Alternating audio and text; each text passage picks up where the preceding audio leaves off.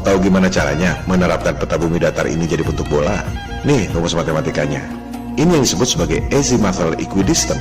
Peta bumi globe adalah azimuthal equidistant dari peta bumi datar.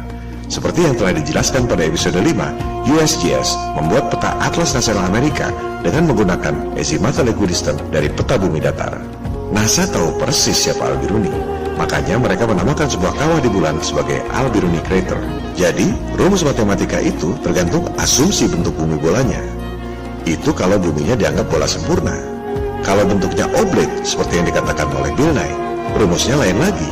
Arah kiblatnya beda lagi.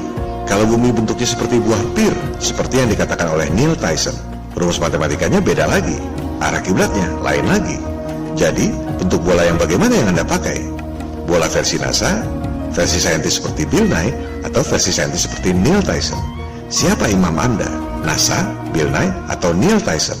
Mari kita buktikan. Dengan asumsi bumi bola pun, arah kiblat Anda beda-beda. Tergantung asumsi yang digunakan untuk rumus matematikanya. Coba lihat, menurut Tempo, dari Jakarta, kiblat Anda 291 derajat dari utara. Apakah Anda sholat dari Jakarta terus? Kan tidak. Anda harus tahu arah kiblat dari berbagai tempat. Jadi, Anda harus punya sumber referensi lain. Menurut ikiblat.com, dari Jakarta, kiblat Anda 295 derajat. Menurut Accurate Kiblat Calculator, kiblat Anda 294 derajat. Jadi, mana yang benar? Inilah kebingungan jika bumi Anda berbentuk bola. Tergantung asumsi rumus matematikanya, bentuk bolanya seperti apa? Bola sempurna, gendut di tengah atau oblate, atau gendut di bawah seperti buah pir? Apakah Anda tahu, MUI baru-baru ini merubah fatwa tentang arah sholat. Anda memang tak akan pernah pasti tentang arah kiblat jika buminya berbentuk bola. Indonesia masih mending, letaknya sama-sama di Asia dengan Mekah, dan sama-sama nggak jauh dari Khatulistiwa. Jadi, melenceng arahnya hanya beberapa derajat. Coba jika Anda sholat di Amerika atau di Kanada, barulah Anda tahu bahwa arah kiblat bumi bola itu salah. Jangan bicara fatwa MUI, sebab MUI tak pernah menunjukkan arah kiblat jika Anda sholat di Kanada. Anda harus cari referensi sendiri. Contohnya ini, pertanyaan di Kiblat Locator. Saya tinggal di Kanada. Kok arah kiblatnya ke timur laut alias antara timur dan utara? Kalau di peta, Mekah itu kan arahnya tenggara alias antara timur dan selatan. Jadi, kiblat Anda yang mana? Kiblat Locator itu tidak salah, karena yang digunakan sebenarnya adalah peta bumi datar. Anda lihat, jika Anda sholat di Kanada, kiblat Anda memang ke timur laut dekat utara. Ini adalah bukti yang tak terbantahkan bahwa peta yang digunakan sesungguhnya adalah peta bumi datar. Atau silakan coba petunjuk arah kiblat lain, Islamic Finder. Misalkan Anda ada di Los Angeles. Di mana kiblat Anda? Anda akan lihat kiblatnya justru dekat utara.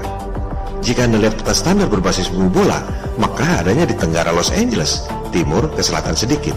Tapi kiblatnya dekat utara. Anda mau tanya pada siapa? Jelas sekali menggunakan peta bumi datar. Mekah memang di timur menjelang utara dari Los Angeles. Kenapa demikian? Karena peta Atlas Amerika yang dibuat oleh USGS adalah azimuthal equidistant dari peta bumi datar. Ini semua adalah bukti yang tak terbantahkan bahwa arah kiblat sebenarnya ditentukan berdasarkan peta bumi datar, dan kiblat menurut bumi bola adalah salah. Atau, jika Anda tak suka dengan teknologi dan rumus matematika, Anda bisa mengacu pada web nu.org.id. Ini sangat masuk akal. Orang sudah mencari arah kiblat sejak sebelum ada internet, 1400 tahun lalu. NU mengingatkan metode yang orisinil dulu digunakan, yaitu mengacu pada bayangan matahari ketika matahari tepat di atas Ka'bah. Anda harus tahu persis tanggalnya, dan Anda bisa mengukurnya sendiri. Apakah Anda di Jakarta, Kanada, atau Los Angeles? Dari situ Anda akan tahu bahwa arah kiblat yang sebenarnya adalah sesuai dengan peta bumi datar, dan kiblat menurut bumi bola adalah salah. Demikian pemaparan pada episode bonus. Pada episode 11 terakhir, kita akan membahas tentang realitas flat earth. Banyak sekali pertanyaan tentang matahari, fase bulan, meteor, pasang surut, dan lain-lain. Sama seperti pemaparan ini, sebenarnya semua pertanyaan sudah ada jawabannya di Google atau YouTube jika Anda mau mencari.